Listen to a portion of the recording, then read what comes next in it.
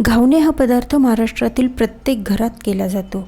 Specially Konkan भागात तर हा पदार्थ अगदी आवडीने खाल्ला जातो. अतिशय पौष्टिक असा हा पदार्थ आहे. 2 ते 3 घावणं खाल्ली की पोट अगदी टम्म भरतं. आणि घरातल्या मंडळींना जर सारखी चपाती भाकरी खाऊन कंटाळा आलेला असेल, त्यांना काहीतरी हलकं फुलकं खायचं आहे पण पोटभरीचंही खायचं आहे, तर त्यासाठी हे तांदळाच्या पिठाचे घावणे हा एक उत्तम पर्याय आहे. आणि हे गरमागरम घावणे अगदी काही मिनिटातच तयार होतात.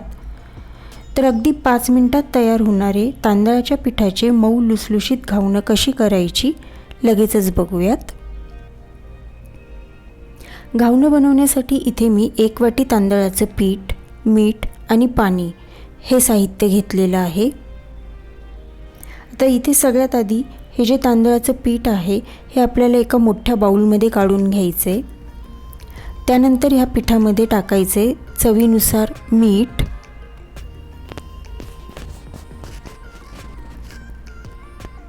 आणि आता हे मीठ या पिठामध्ये मिक्स करून घ्यायचे. त्यानंतर आता आपल्याला हे घावण्यांसाठीचं बॅटर तयार करायचं आहे. तर त्यासाठी यात पाणी टाकायचं आहे. तर पाणी टाकताना एकदम एकाच वेळी खूप पाणी टाकायचं नाही, थोडं थोडं करून ह्या पिठामध्ये पाणी टाकून घ्यायचं आहे आणि ते पाणी ह्या पिठात मिक्स करत राहायचं. तर ज्यावेळी आपण हे पाणी ह्या पिठात मिक्स करतो तर काही तांदळाच्या पिठाच्या गाठी तयार होतात. तर ह्या गाठी आपल्याला सगळ्या मोडून घ्यायच्या आहेत आणि थोडं थोडं करून पाणी टाकत राहायचं आणि ह्याचं छान असं स्मूथ बॅटर तयार करून घ्यायचं आहे. आता इथे हे जे तांदळाचं पीठ मी वापरलेलं आहे हे रेशनच्या तांदळाचं पीठ आहे आणि माझ्याकडचे जे रेशनचे तांदूळ होते ते एकदम जुने होते. तर शक्यतो जुन्या तांदळाचं जर पीठ असेल तर तेच वापरावं. फक्त इंद्रायणी तांदळाचं पीठ वापरू नका, कारण इंद्रायणी तांदूळ हा जरा चिकट असतो त्याच्यामुळे. आता या ठिकाणी इथे मी सगळ्या गाठी मोडून घेतलेल्या आहेत पिठातल्या, परंतु हे बॅटर मला अजूनही बऱ्यापैकी घट्ट वाटते, त्यामुळे मी यात अजून पाणी टाकून घेणार आहे. तर इथे मला एकूण 1 वाटी पिठासाठी 3 वाट्या पाणी लागलेलं आहे. आता हे जे घावण्यांचं बॅटर असतं हे जास्त घट्ट नसतं, हे बऱ्यापैकी पातळसर असं असतं. तर आपल्याला हे असंच बॅटर करून घ्यायचं आहे. तर मला इथे 3 वाट्या पाणी लागलेलं आहे. तुम्हाला कदाचित कमी पण लागू शकेल किंवा थोडंफार जास्तही लागू शकेल. तुम्ही कुठल्या प्रकारचं तांदूळ वापरताय त्यावर किती पाणी लागतं हे डिपेंड असेल. तर आता ह्यात मी अजून थोडंसं पाणी टाकून याचं एकदम पातळसर असं बॅटर तयार करून घेतलेलं आहे. हे पहा, इतपत पातळ आपल्याला हे बॅटर तयार करून घ्यायचं आहे. आता हे बॅटर तयार झालेलं आहे. हे आपण थोड्या वेळसाठी बाजूला ठेवून देऊयात आणि ह्या घावण्यांसोबत खाण्यासाठी एक चटणी करून घेणार आहोत.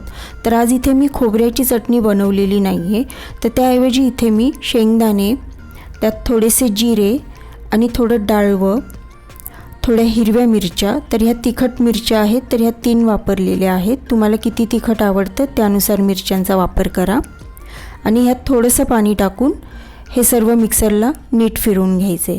तर इथे आपली ही चटणीचं जे मिश्रण आहे ते तयार झालेले, ते एका बाउलमध्ये काढून घेतलं. त्यात आता चवीनुसार मीठ टाकायचं. मीठ ह्या चटणीमध्ये नीट मिक्स करून घ्यायचं. त्यानंतर ह्यात टाकायची चवीनुसार थोडीशी साखर, आणि तुम्हाला जर आवडत असेल तर तुम्ही इथे लिंबाचा रस पिळू शकता किंवा मग थोडंसं दही जरी टाकलं तरी देखील चालेल. आता याच्यावर आपण फोडणी टाकून घेणार आहोत. तर त्यासाठी इथे तेल गरम करून घेतलं आहे. त्यामध्ये मोहरी टाकून घ्यायची. मोहरी चांगली तडतडली की जिरे टाकायचे. जिरे फुलले की कढीपत्ता टाकायचा आणि ही गरम गरम फोडणी ह्या चटणीवर ओतून घ्यायची. तर घावण्यांसोबत खाण्यासाठीची जी चटणी आहे ती आपली इथे तयार झालेली आहे. आता आपण घावणं करायला घेऊयात. घावणं करण्यासाठी इथे मी गॅसवर एक लोखंडी तवा तापत ठेवलेला आहे. तवा चांगला तापला आहे. त्याला आता ब्रशच्या साह्याने तेल लावून घ्यायचं किंवा मग तुम्ही एक कांदा कट करून अर्धा कांदा ह्याच्या साह्याने ह्या तव्याला तेल लावून घेतलं तरी देखील चालेल. जी पद्धत तुम्हाला सोपी वाटेल त्याने ह्या तव्याला तेल लावून घ्या. तेल लावून घेतल्यानंतर गॅसची फ्लेम आता इथे कमी केलेली आहे आणि त्यावर आपल्याला हे जे घावण्यांचं बॅटर आपण बनवून ठेवलेलं होतं ते टाकून घावणं करून घ्यायची आहेत. तर घावणं करण्याच्या आधी हे बॅटर पुन्हा एकदा नीट खालीवर असं करून घ्यायचं आणि मग ह्याची घावणं करून घ्यायची आहेत. तर इथे मी पेल्याच्या साह्याने ही घावण्यांचं जे पीठ आहे ते ह्या तव्यावर टाकून घेते. तर अशा प्रकारे आपण एक एक करून सगळी घावणं करून घेणार आहोत। आणि इथे तुम्हाला दिसतच असेल की आपण जी घावणं करतोय त्याला एकदम छान जाळी पडलेली आहे। आता गॅसची फ्लेम मोठी करायची आणि थोडं साईडने तेल सोडून ही घावणं दोन्ही बाजूने चांगली भाजून घ्यायची आहेत। जसजसं घावण भाजत येतं ते साईडने त्याच्या ज्या कडा आहेत त्या सुटायला लागतात, त्यावेळी हे घावण पलटी करून दोन्ही बाजूने छान भाजून घ्यायचे। तर हे अगदी सहज निघतात ही घावणं आणि ही घावणं करायला आपल्याला फारसा वेळही लागत नाही। अगदी 5 मिनिटाच्या आत ही घावणं तयार होतात। आता हे घावण तयार झालेलं आहे, ते काढून घेऊयात। तुमच्याकडे जर टोपली असेल तर त्याच्यावर हे घावण काढून घ्या। माझ्याकडे टोपली नाही आहे म्हणून मी ह्या जाळीवर ही घावणं काढून घेतली आहे, म्हणजे मग त्याची जी वाफ आहे ती निघून जाईल आणि घावण जे आहे ते ओलं होणार नाही। आता अशाच प्रकारे आपण अजून एक घावण करून बघूयात।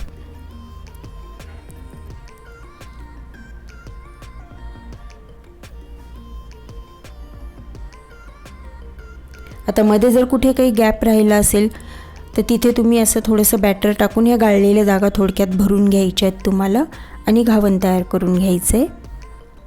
हे पण घावण दोन्ही बाजूने चांगलं शेकवून घ्यायचं।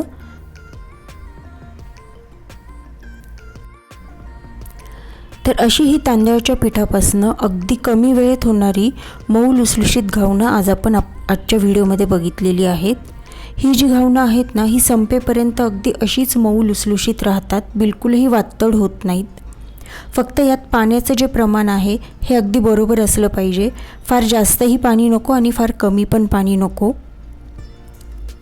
तर तुम्ही पण तुमच्या घरातल्या मंडळींना अशाच प्रकारे हे पोटभरीची घावणं नक्कीच करून खाऊ घाला।